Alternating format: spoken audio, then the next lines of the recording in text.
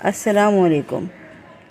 یاسمین مجاہد کی کتاب ذات کے خالی پن کا مداوع۔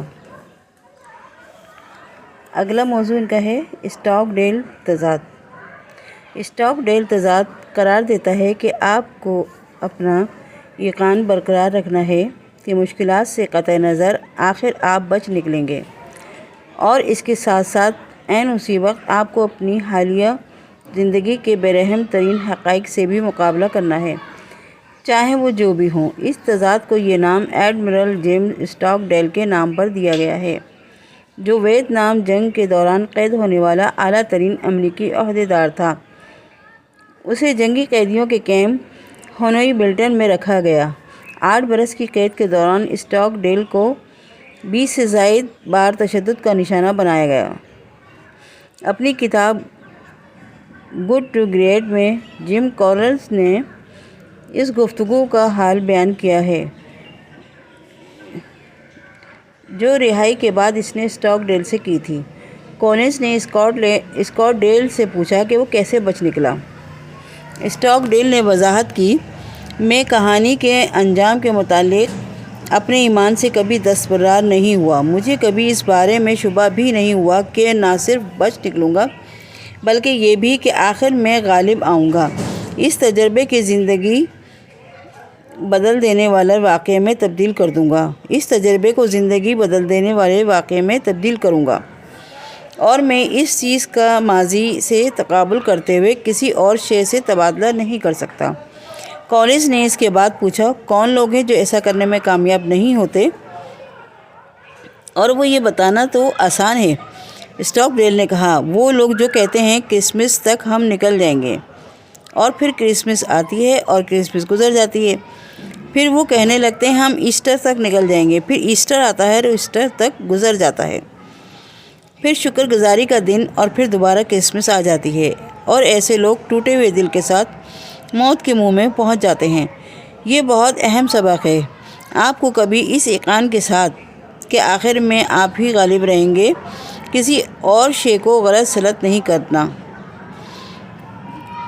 آپ اس ایمان کو کھونے کے ہرگز متحمل نہیں ہو سکتے۔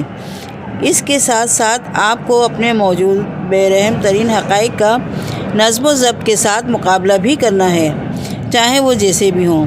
اچھا، اس پیراگراف میں ایک یقین کا لفظ آیا ہے، اس کے معنی میں بتا دیتی ہوں کہ آپ کو اپنی کسی چیز میں ماہر ہونا، یعنی اپنی صلاحیتوں پر آپ جس پہ ماہر ہیں اس پہ آپ یقین رکھیں۔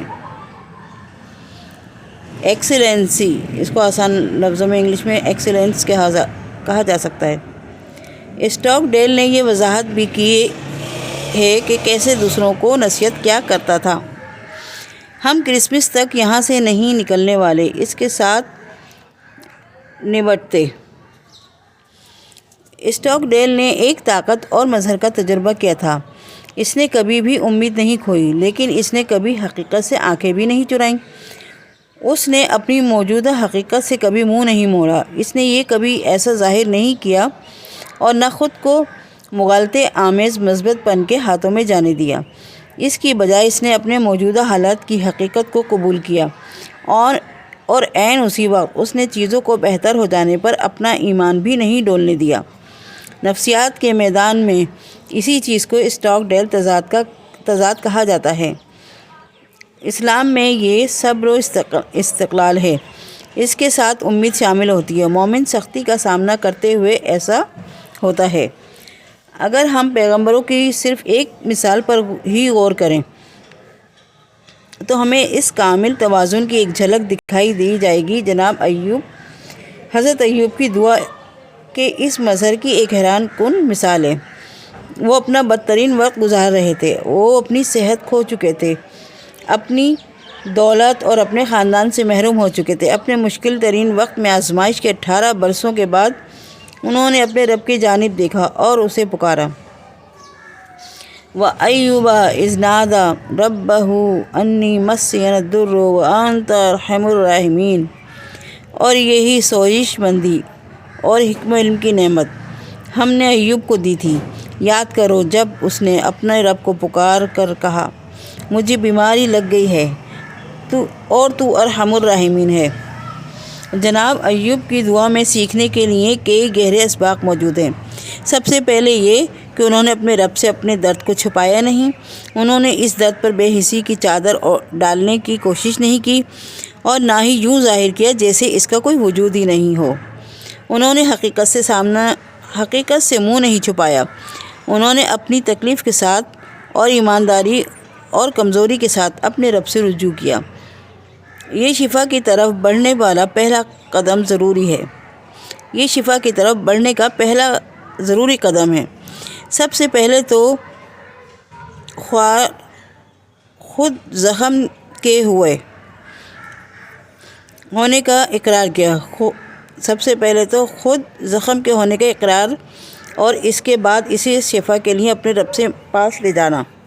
لیکن آپ کے رد عمل میں خاص طور پر جو طاقتور ترین چیز ہے وہ اپنے بدترین وقت میں بھی آپ کی امید ہے۔ تو رحم کرنے والا ہے، زیادہ رحم کرنے والا، ارحم الراحمین ہے۔ یہ وہ رویہ ہے جو مشکلات کے دوران مومن اختیار کرتے ہیں۔ جب وہ دیکھتے ہیں کہ اندھیرے نے انہیں چاروں طرف سے گھیر لیا ہے تو وہ کوئی بہانے بازی نہیں کرتے، جھوٹے مثبت پن کی اوٹ میں چھپ کر یہ خیال نہیں کرتے کہ اس وقت اندھیرا چھایا ہوا نہیں۔ وہ رات کے اندھیرے کو قبول کرتے ہیں، جبکہ اسی لمحے انہیں یہ کامل امید اور یقین بھی ہوتا ہے کہ سورج دوبارہ طلوع ہوگا، اور ان کی امید انجام کار خدا سے ہی ہوتی ہے۔ تو رحم کرنے والوں میں سب سے زیادہ رحم کرنے والا ہے۔ یہ بھی ضروری ہے کہ مومن وقت کی کوئی قید نہ لگائے۔ صبر ہمارے نہیں، خدا کے مقررہ وقت کے سامنے سر جھکانے کا نام ہے۔